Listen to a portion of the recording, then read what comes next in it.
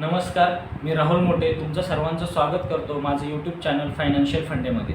आज आपण डिस्कस करणार आहोत निफ्टी खरंच 50,000ला टच करेल का, आणि जर तो खरंच करणार असेल तर आपले गुंतवणुकीचे कुठले पर्याय आहेत ज्याच्यामुळे आपण बेनिफिट घेऊ शकू. तर आज आपण डिस्कस करणार आहोत की निफ्टी खरंच 50,000ला जाईल का. जर आपण पाहायला गेलं तर इंडियाच्या पूर्ण पॉप्युलेशनच्या साधारण 4 ते 5% लोक फक्त शेअर मार्केटमध्ये इन्व्हेस्ट करतात, आणि आत्ता निफ्टीची जी व्हॅल्यू आहे ती साधारण 24,500-700 व्हॅल्यू होऊ शकते, थोडे 50-100 पॉईंट. तर साधारण करंट प्राईस ती चालू आहे. आणि आपण कंपॅरिझन केलं ऑस्ट्रिया किंवा US मार्केटबरोबर, तर तिथल्या पॉप्युलेशनच्या साधारण 35 ते 40% लोक शेअर मार्केटमध्ये इन्व्हेस्ट करतात. मग आपल्याकडची आत्ताच्या कंडिशन जी आहे 4 ते 5%ची, ती जस्ट आपण कन्सिडर केली डबल जरी झाली, साधारण 8 ते 10% जरी झाली, तरी मला डेफिनेटली विश्वास आहे की निफ्टीची व्हॅल्यू 50,000 क्रॉस होईल म्हणून.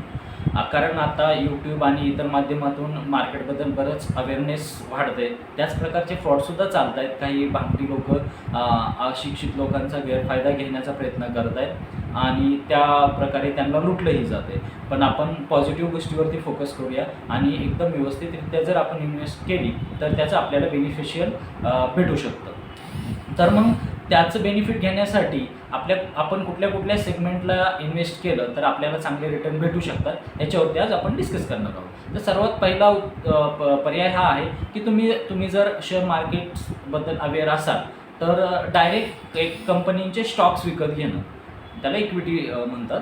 तर सपोज तुम्हाला रिलायन्स ह्या कंपनीबद्दल बरीच माहिती आहे आणि तुम्हाला असं वाटतं की जर निफ्टी ग्रोथ करणारे, इंडिया ग्रो करणार आहे, तर डेफिनेटली रिलायन्स पण ग्रो करणार आहे. तर मग आपण डायरेक्ट रिलायन्सचे शेअर्स घेऊया. मी काही इथं रेकमेंड करत नाही आहे, मी एक जस्ट ॲन एक्झाम्पल म्हणून सांगतो आहे.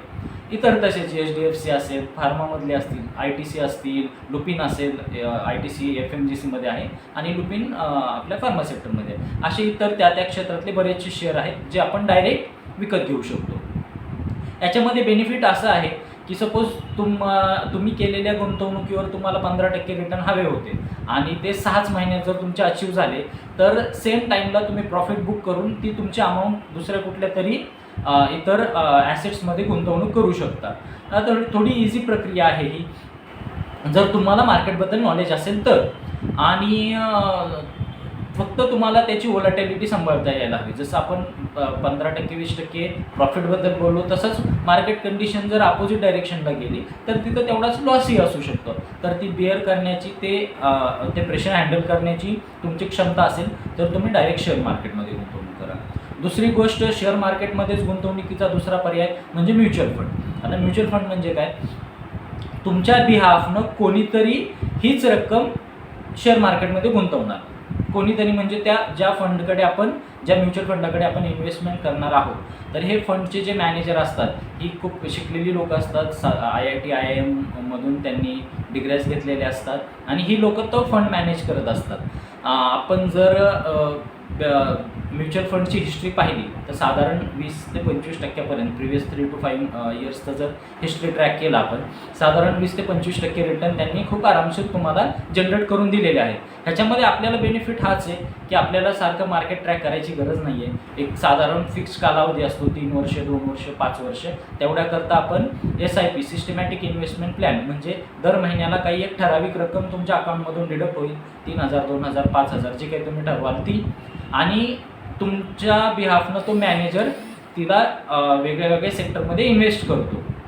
त्याचा एक पोर्टफोलिओ क्रिएट करतो ज्याच्यामुळे तुमची रिस्क कॅपॅसिटी कमी होते. इव्हन मार्केट पडलं तरी जसं तिकडे डायरेक्ट 15-20% लॉस होणार होता, तो तेवढा इथे होणार नाही, कारण तुमचे जी अमाऊंट आहे ती वेगळ्या वेगळ्या ॲसेट्समध्ये त्यांनी गुंतवणूक केलेली आहे. ह्याचं तोटा म्हणजे काय, याचं जर पाहायला गेलो आपण, तर सपोज 2 वर्षानंतर तुम्हाला तुमची रक्कम दुसऱ्या कुठल्या तरी ॲसेटमध्ये वळवायची आहे आणि इकडं तुमचा टाईम पिरियड सपोज 3 इयर्सचा आहे.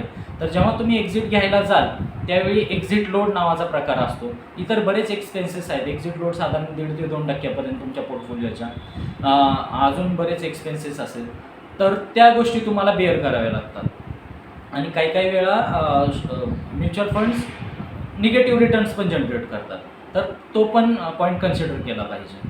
आणि ह्याला अजून एक पर्यायी व्यवस्था आहे, ती म्हणजे तिसरी, की ETF मध्ये आपण गुंतवणूक करू शकतो का.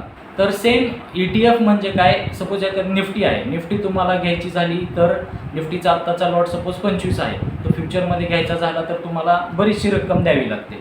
तर त्याच्याऐवजी निफ्टी ETF मध्ये तुम्ही ती गुंतवणूक करू शकता. ETFला छोटा चंक किंवा छोटे युनिट म्हणा तुम्ही त्या ह्याचं. ETF काय, एक्सचेंज ट्रेडेड फंड, ठीक आहे. तर सपोज त्याचं बेनिफिट असं आहे की तुम्हाला डायरेक्ट रिलायन्सचा स्टॉक विकत घ्यायला गेला तर 3,000चा आहे. तर सपोज तुम्हाला आता तुमच्याकडे तेवढी अमाऊंट नाही आहे, मग तुम्ही काय करू शकता, रिलायन्सचा ETF घेऊ शकता. रिलायन्सचा ETF मग तुम्हाला जी काय करंट व्हॅल्यू चालू असेल ती. तसेच निफ्टीचा ETF आहे, बँक निफ्टीचा ETF आहे किंवा कोटक बँक, एच डी असे प्रत्येकांचे ETF असतात, ते तुम्ही घेऊ शकता. कारण सेम जसं स्टॉक घेतल्यावर त्याच्यामध्ये काही लिमिटेशन नव्हतं की तुम्ही 6 महिन्यानंतर काढू शकत नाही किंवा तसं तुम्हाला 1 वर्षच ठेवावं लागेल. ETFमध्ये पण तसंच आहे. जेव्हा तुम्हाला असं वाटतं तुमचं टार्गेट अचीव झाले, तुम्हाला जेवढे तुम्हाला पाहिजे होते तेवढे रिटर्न जनरेट झाले, तर इथं तुमची कोणावरती डिपेंडन्सी नाही आहे, तुम्ही डायरेक्ट सेल आउट करू शकता. तर साधारण हे 3 पर्याय आहेत मार्केटमध्ये गुंतवणुकीचे.